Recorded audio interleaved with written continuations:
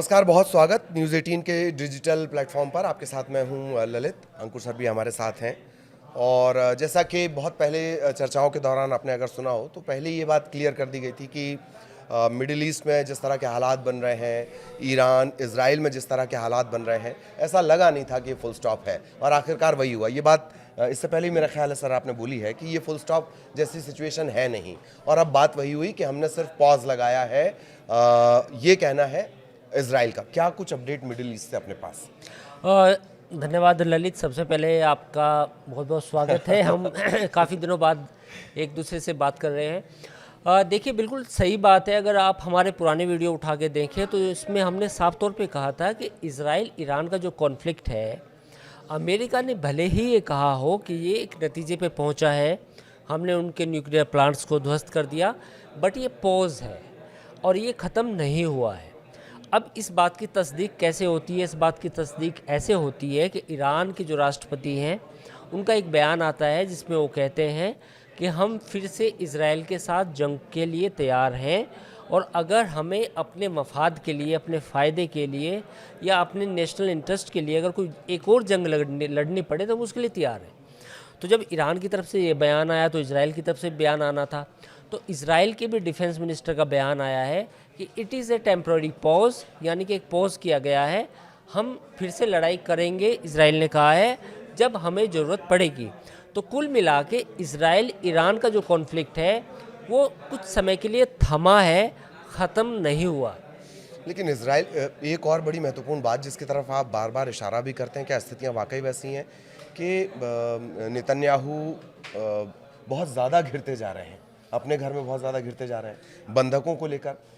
एक बार चर्चा के दौरान आपने बताया कि भाई तमाम कोशिशें कर ली गई, लेकिन बावजूद उसके इजराइल के लिए कई मोर्चे अभी भी अविजित टाइप के हैं। नहीं, ये एक होता है ना, जब हम किसी के साथ लड़ाई करते हैं तो एक क्लियर कट विक्ट्री चाहता है। कोई भी मुल्क होता है, वो चाहता है कि मेरी एक स्पष्ट विजय हो। अब वो नहीं मिली किसी को, इजराइल को नहीं मिली। भाई उसने इतनी बमबारी की, इतनी दूर से आके उसके जेट आए, लेकिन नतीजा क्या निकला? नतीजा ये निकला कि अमेरिका को इंटरवीन करना पड़ा, अमेरिका के बॉम्बर्स आए, और फिर उल्टी खबरें ये आ गई कि बॉम्बर्स आए लेकिन उससे पहले यूरेनियम हटा लिया गया, है ना। और फिर जो बॉम्बर्स ने जो नीचे बम डाले, नुकसान तो उनका हुआ, लेकिन एग्जैक्टली कितना नुकसान पहुंचा न्यूक्लियर प्लांट्स को, ये क्लियर नहीं है। तो अगर इजराइल, ये जब अस्पष्टता होती है, क्लैरिटी नहीं होती, देन क्वेश्चन कम्स, तभी तो सवाल उठते हैं।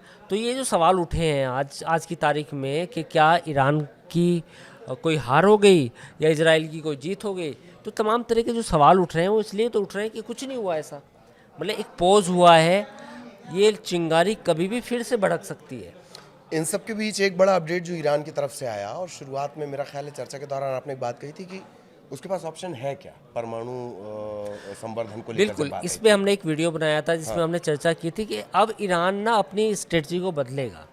ईरान यूरेनियम का जो इनरिचमेंट करता था अपने प्लांट्स में, बजाय वो प्लांट्स में करने की बजाय वो तैयार किया हुआ न्यूक्लियर मटेरियल लाएगा बाहर से। और उसमें कौन मदद कर सकता है? उसमें रूस मदद कर सकता है, उसमें चीन मदद कर सकता है, उसमें नॉर्थ कोरिया मदद कर सकता है, या फिर एक ग्रे मार्केट पूरी दुनिया में ऐसी भी होती हैं, ऐसे कुछ लोग भी होते हैं जो इस तरह के काम में मुलविस होते हैं। तो वहाँ से भी ईरान वो मटेरियल लाकर एक धमाका कर सकता है, और जिस दिन न्यूक्लियर टेस्ट करेगा ईरान, उसी दिन वो एक न्यूक्लियर कैपेबल कंट्री बन जाएगा। ऑब्वियसली ये तय है कि उसने रणनीति बदली है, नीति नहीं बदली। नीति नहीं बदली, बिल्कुल। अब ये मैंने कहा था कि अगर ये जंग हुई तो जंग के बाद जो एक ज्ञान, आत्मज्ञान मिलेगा, एक नॉलेज मिलेगी ईरान को, वो ये मिलेगी कि भाई अगर मुझे अपना सेल्फ डिफेंस करना है तो न्यूक्लियर बॉम्ब से होगा। तो अब आपने जो भी आपकी पॉलिसी रही हो इजराइल अमेरिका की, आपने ईरान को अब उस नहाज पे पहुंचा दिया है कि वो न्यूक्लियर पावर ग्रैब करने के लिए, कैप्चर करने के लिए जी जान की कोशिश करेगा। वो चाहे ग्रे मार्केट से, ब्लैक मार्केट से कुछ खरीदे, कहीं से टेक्नोलॉजी चोरी करे, कुछ भी करे, वो उसको by hook and by crook बनाना ही है फॉर द सेल्फ डिफेंस। स्थितियाँ तब बदलती जब ईरान में कोई रिजीम चेंज होता। जो मौजूदा रिजीम है अगर वो पूरी तरह से बदल जाता इस लड़ाई, इस जंग के दौरान खास तौर पर, खामेनेई का आप जिक्र कर रहे हैं। खामेनेई का अगर उनकी सत्ता बदलती, that situation would be different, वो परिस्थिति अलग हो सकती थी। बट नाउ चूँकि आयतुल्ला खामनेई अभी भी सरकार में है, इक़्तिदार में है, तो there is a less possibility that जो ग्राउंड रियलिटी है, जो सोच है ईरान की, वो बदलने वाली है अपनी चीज़ों को लेके, तो वो अपने हिसाब से अब काम कर रहा है। जी, एक नेतन्याहू का एंगल तो है ही, लेकिन जब आपने खामेनेई का जिक्र किया तो एक सवाल और भी है कि जिस तरह से वो ठीक है कि बाहरी दुनिया के लिए किस तरह से वो लड़े और उन्होंने हमले किए, सब ने अपनी अपनी जीत के दावे कर दिए, पर अंदर खाने की अगर बात करें तो खामेनेई अभी भी वहाँ के निर्विवाद नेता के रूप में हैं। वो पॉलिसी उन्होंने बरकरार रखी है, चाहे वो राष्ट्रवाद का झोंक लगाना पड़े या अपनी पब्लिक को एड्रेस करना पड़े बार बार, वो निर्विवाद नेता हैं, इसमें कहीं कोई डाउट नहीं है। देखिए, खामनेई ने अपना जो पावर का जो ग्रैब था, जो सत्ता पे जो पकड़ थी, वो और मजबूत की है। वो मजबूत इसलिए की है क्योंकि इस जंग के बाद जो सबसे बड़ा आशंका थी वो ये थी कि भाई क्या पता वो सत्ता से इजराइल कुछ वहाँ रिजीम चेंज करे। ऑपरेशन राइजिंग लॉयन उन्होंने नाम भी दिया था।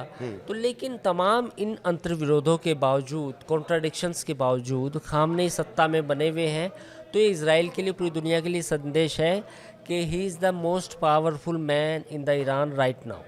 There is no doubt about this. बिल्कुल। एक लास्ट क्वेश्चन, बहुत शॉर्ट में जवाब, कि हम दोनों की इस परिस्थिति पे नहीं जा रहे हैं हम कि इकॉनमी कहाँ जा रही है, युद्ध कहाँ जा रहा है, हथियार किसके पास ज़्यादा है, लेकिन सिर्फ नेतृत्व की बात की जाए, आप इस कंपैरिजन को कैसे देखते हैं? एक तरफ खामेनेई, एक तरफ नेतन्याहू, अगर एक कंपैरिजन करने की कोशिश की जाए नेतृत्व के लिहाज से। देखो, सबके अपने अपने एक तो अपने अपना एक हिसाब से देखना पड़ेगा, क्योंकि Israel is a democracy but it is a ethnocracy also. Ethnocracy means कि वहाँ एक पर्टिकुलर एथनिसिटी के लिए डेमोक्रेसी है, यानी कि ज्यूज़ के लिए।